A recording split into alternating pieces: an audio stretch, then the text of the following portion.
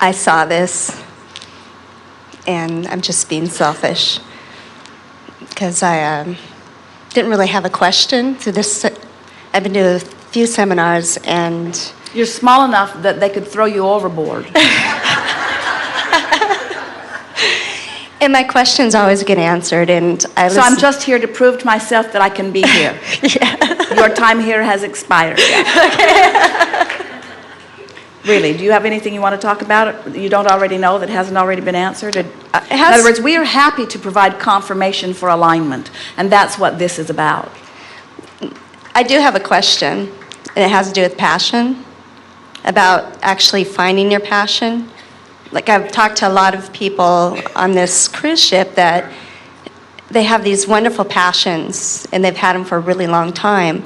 But we want to say to you, sometimes when people are expressing passions that they've had for a long time, what they're actually feeling is a sort of poignant angst that something that they want hasn't come to fruition.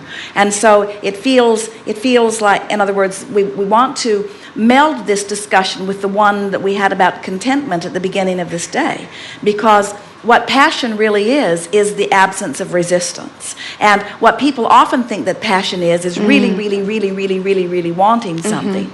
And we want you to know that your passion, what you want, is already in your vibrational escrow. And so it's about uncovering the passion by the releasing the resistance that makes the passion shine bright. It's not about figuring out some specific thing and tossing it into the escrow. It's already in there. So you don't have to know it. It's there. It's been created through your life experiences. Your passion, your truest passion can be so general that most people wouldn't even call it passion. You have a passion for new experiences. You have a passion for physical experience. You have a passion for alignment. You have a passion for being in vibrational alignment with who you really are. You have a passion for love and clarity. You have a passion for a feeling of freedom.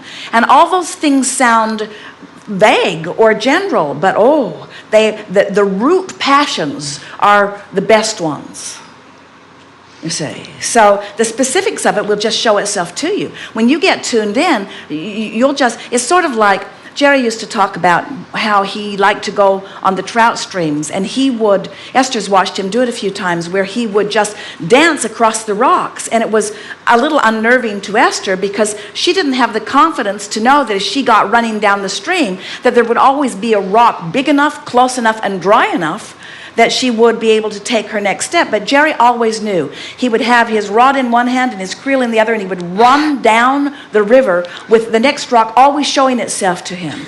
And we say that's what it's like when you get tuned in and when you're in the vortex, that the next place to put your foot, and the next place to put your mind, and the next place to put your passion, the next place to put your eagerness, it just appears before you once you trust what's in the vortex, you see.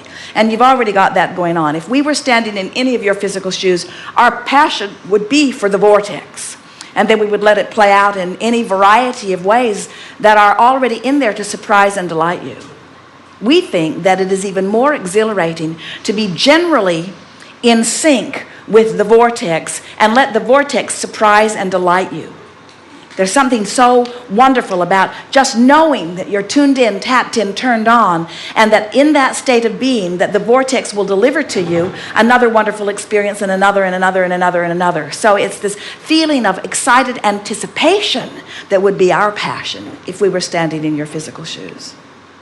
Thank you. Yes, indeed.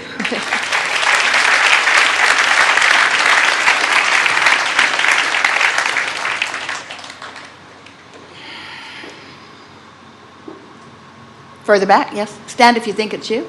Further forward. Further back. You are the one, yes. Wait. Yes.